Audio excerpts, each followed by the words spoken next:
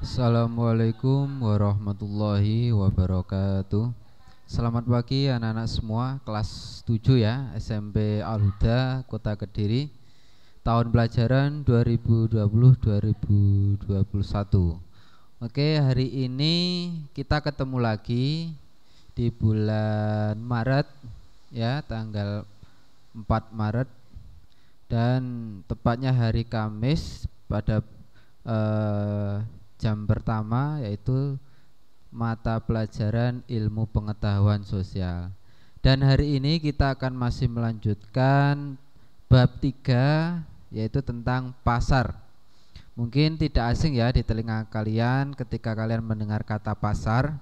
Mungkin bayangan kalian pasar itu adalah tempat berkumpulnya antara penjual dan pembeli. Nah, setelah ini akan kita bahas mengenai pasar. Tapi sebelumnya silahkan kalian berdoa dulu di rumah masing-masing supaya pandemi segera berakhir dan hari ini kalian dapat menerima pembelajaran dengan baik. Oke, berdoa dimulai.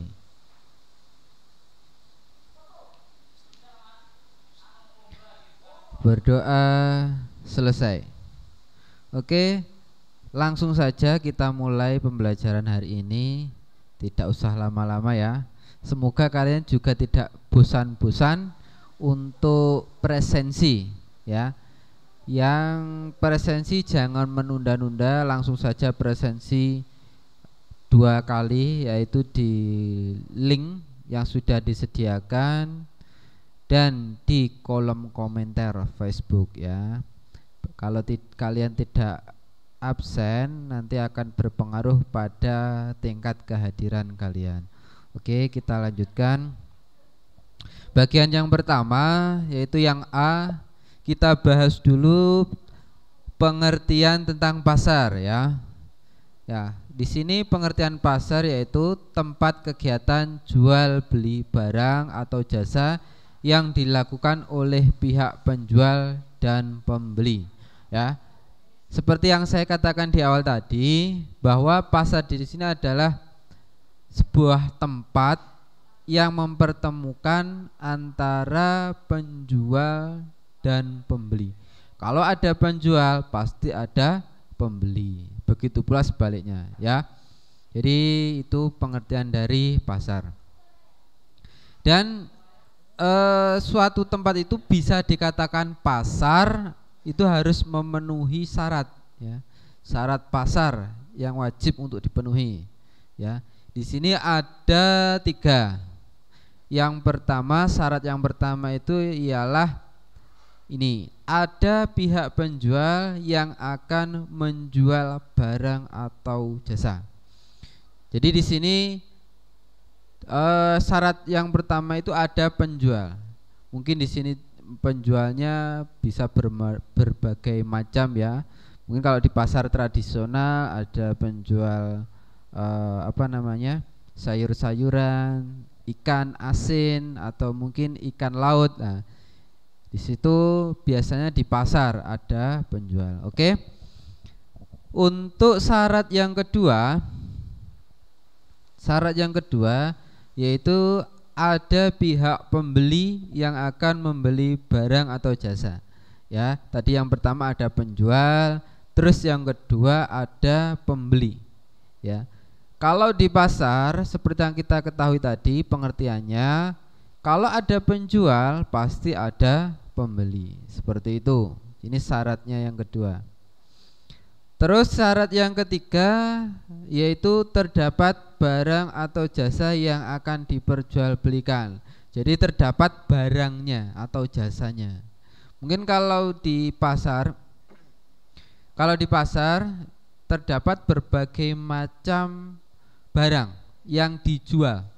Bisa pakaian, mungkin sayur-sayuran, kebutuhan pokok dan lain sebagainya. Itu barangnya, termasuk barang. Jadi ada 3 ya, saya ulangi syarat dari pasar di sini.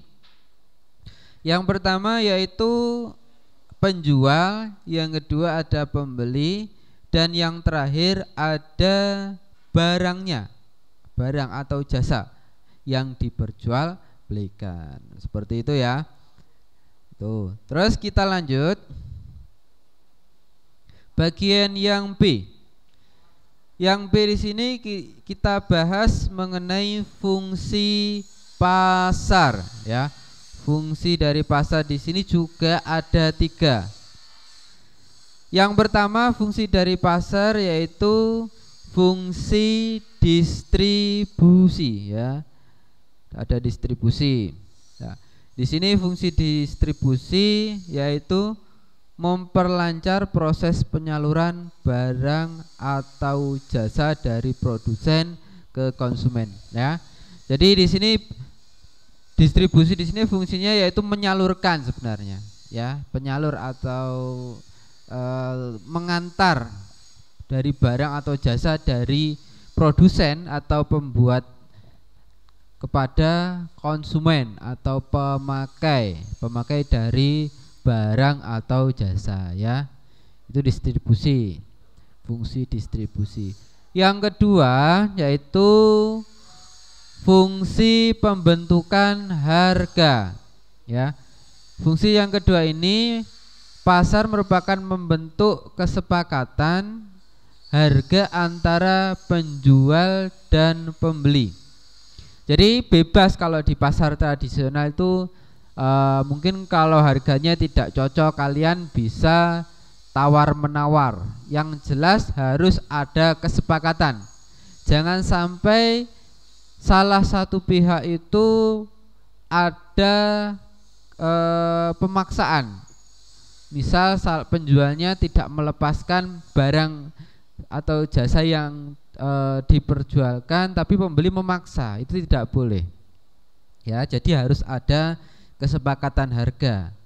Jadi bebas-bebas saja untuk tawar menawar. Yang jelas harus ada kesepakatan antara penjual dan pembeli. Seperti itu ya. Itu fungsi yang kedua. Sekarang fungsi yang ketiga yaitu fungsi promosi.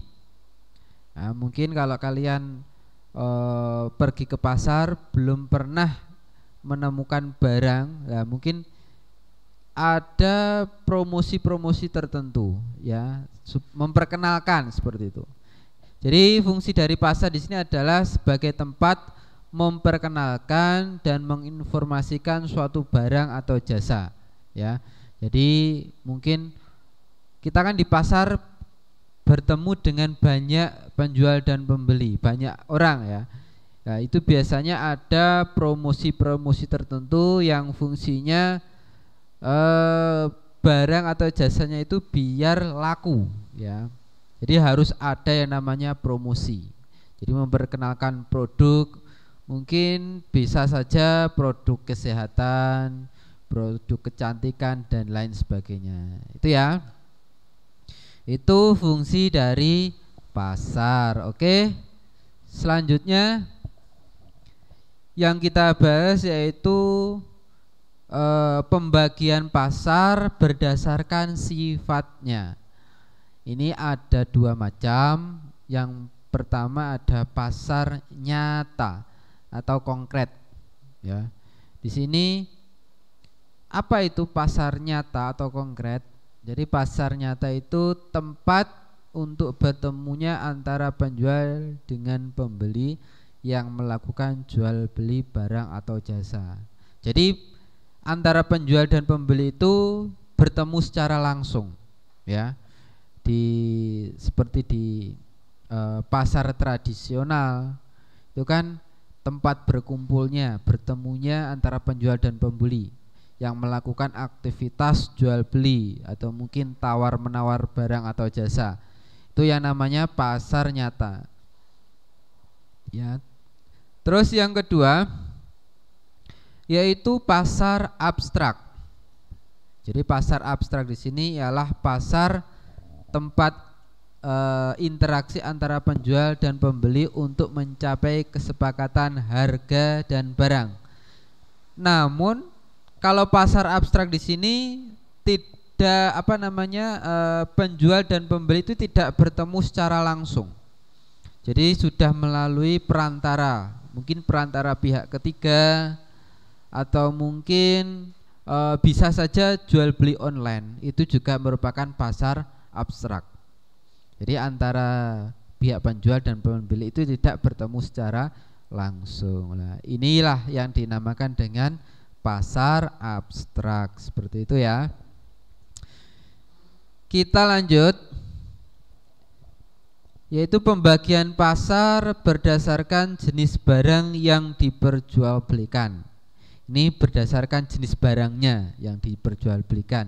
Ini terbagi menjadi dua. Ini yang pertama dulu,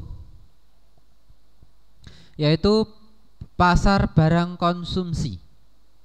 Jadi pengertian dari pasar barang konsumsi di sini ialah pasar tersebut sebagai tempat untuk jual beli barang-barang konsumsi.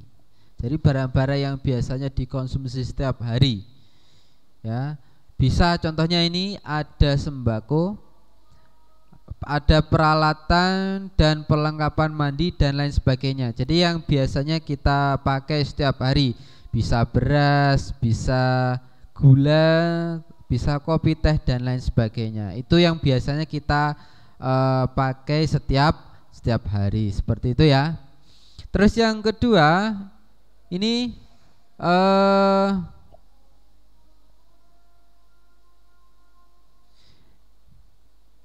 yang selanjutnya di sini pembagian pasar berdasarkan macam yang diperjualbelikan. Ini ya. Ini yang pertama ada pasar homogen atau pasar yang barangnya hanya sejenis atau hanya satu. Ini ya. Jadi pasar homogen di sini ialah pasar memperjualbelikan hanya satu jenis barang saja. Jadi hanya satu, ya, hanya satu saja. Contohnya apa? Contohnya ada pasar beras di Cipinang, ini di Jakarta sana. Terus juga ada pasar burung. Kalau di sini kan banyak sekali ya pasar homogen. Jadi hanya satu jenis barang saja. Bisa pasar burung, terus ada pasar barang bekas atau loak ya. Kalau di sekitar Kediri kan ada pasar loak seperti itu. Terus yang kedua ini ada pasar heterogen. Jadi pasar heterogen di sini merupakan pasar yang memperjualbelikan segala macam barang-barang kebutuhan masyarakat. Jadi lebih dari satu barang ya. Jadi hampir, contohnya ini hampir ada di seluruh pasar di daerah, baik yang ada di kota maupun di kota kecil. Jadi mungkin bisa jadi pasar tradisional atau pasar modern atau mall seperti itu. Itu kan pasar itu menjual berbagai macam kebutuhan yang diperlukan oleh masyarakat. Oke ya. Ini lanjutannya yang tadi. Yang kedua pasar barang produksi. Tadi ada pasar konsumsi, ini ada produksi. Jadi pasar barang produksi di sini pengertiannya yaitu pasar sebagai tempat untuk jual beli faktor-faktor produksi ya.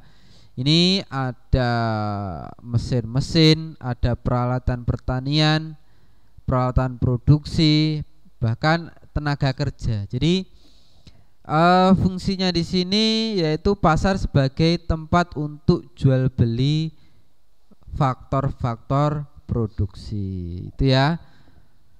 Mungkin itu yang bisa saya sampaikan. Mungkin kalau ada yang kurang jelas bisa japri ya.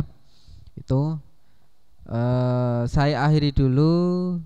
Sekian dari saya. Wassalamualaikum warahmatullahi wabarakatuh.